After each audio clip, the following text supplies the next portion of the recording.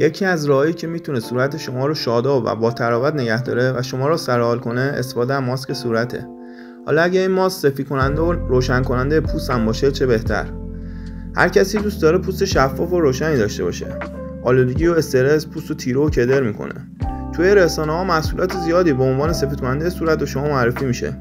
اما این محصولات پر از مواد شیمیایی و جیب شما رو خالی میکنه. بهترین روش استفاده از مواد طبیعی داخل خونه است. توی این ویدیو 5 ماسک طبیعی و خونگی و روشن کننده پوست صورت که امتحان خودش رو میلیون ها بار پس داده به شما نشون میدم. حتما تا آخر این ویدیو با من باشید چون آخرین ماسکی رو معرفی میکنم سریع‌ترین اثر بخشی رو داره و بلافاصله بعد از استفاده پوست شما رو روشن و صاف میکنه.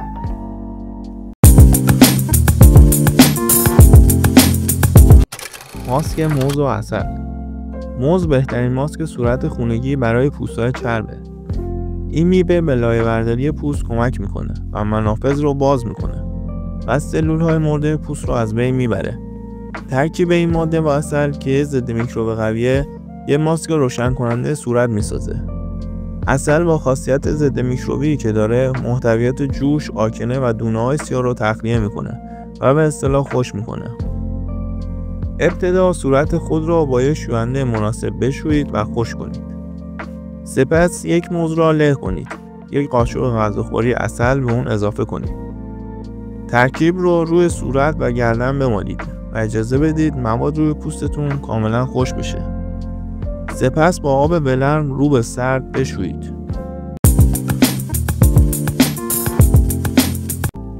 ماسک آب برنج. بیشتر ایرانی‌ها هر روز برنج درست میکنن. بنابراین همه شما روزانه به آب برنج تازه دسترسی دارید. شما میتونید از این ماده بارخاصیت برای سفید کردن پوست صورت استفاده کنید. آب برنج خاصیت سفید کنندگی منافذ پوست رو داره که حاوی آنتی اکسیدان هایی مثل ویتامین آ و ویتامین C و همچنین برای از بین بردن لکه‌های سیاه روی پوست که باعث تیره شدن پوست صورت میشن از ماسک آب برنج استفاده کرد. اجازه بدید آبی که برنج توی اون پخته شده خنک بشه. یه تیکه پنبه رو با آب برنج آغشته کنید. آب رو با پنبه روی صورت خود بمالید. اجازه بدید صورتتان در معرض هوای آزاد خشک بشه. بعد از 15 الی 20 دقیقه صورت خود رو با آب بشویید.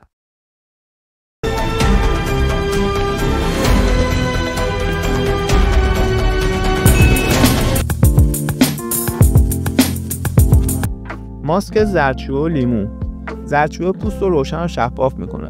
ترکیب این ماده با لیمو که نقش لایه‌بردار رو داره یه ماسک روشن کننده طبیعی میسازه. این ماسک سالاست که توی دنیا مورد استفاده قرار میگیره. خیلی ترکیب معروفه.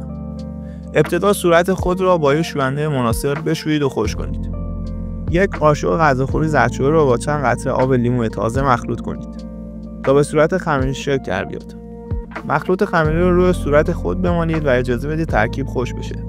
سپس صورت خود رو با آب ولرم کمی سرد شده بشویید.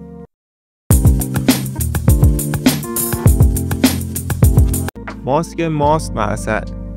ماست و عسل هر دو در از بین بردن لکه‌های تیره و روشن و شفاف کردن پوست نقش دارند. ماست حاوی پروبیوتیک‌های مفید و لاکتیک اسیده که پوست را لایه‌برداری میکنه. ابتدا سلول‌های مرده پوست با کمک مواد مغذی ماست از بین میره و لک‌ها و آثار جوش کمرنگ میشه و سپس عسل باعث تقویت و تغذیه عمیق پوست میشه. ترکیب این دو باعث نرمی و لطافت و البته درخشندگی و سفیدی پوست میشه. یک قاشق غذاخوری ماست ساده رو با یک قاشق غذاخوری عسل و یک قاشق چایخوری آب لیمو تازه ترکیب کنید. مواد رو انقدر به هم بزنید تا یک بافت خامه‌ای قوامدار درست بشه. کمی از مواد رو روی نوک انگشتان خود بذارید و روی صورتتان ماساژ بدید. اگه احساس کردید ماست در حال سرازیر شدنه، بعد از اینکه همه صورتتان را ماست زدید به پشت بخوابید. بعد از 15 الی 20 دقیقه صورتتان را بشویید و اجازه بدید خشک بشه. این ماسک رو میتونید 3 تا 4 بار در هفته استفاده کنید.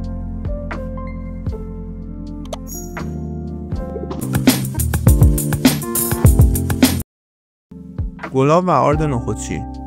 گلاب را همه به خاطر خاصیت سفید کنندگی میشناسن. گلاب میتونه پوست رو لایه‌برداری و پاکسازی کنه.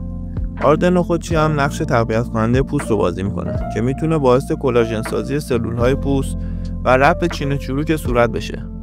با استفاده از این ترکیب پوست شما سفید، شفاف و شاداب میشه و بلافاصله بعد از استفاده پوست صورت شما 1 یا 2 درجه روشن میشه. 2 قاشق غذاخوری گلاب رو با 1 قاشق غذاخوری آرد نخودچی مخلوط کنید. خمیری که ایجاد میشه با ملایمت روی پوست صورت خود بمالید. بعد از 20 دقیقه صورت خود را بشویید و پس از خشک شدن مرطوب کننده بزنید. مرسی که تا آخر این ویدیو با من همراه بودید. اگر از دیدن این ویدیو لذت بردید حتما این کانال رو سابسکرایب کنید.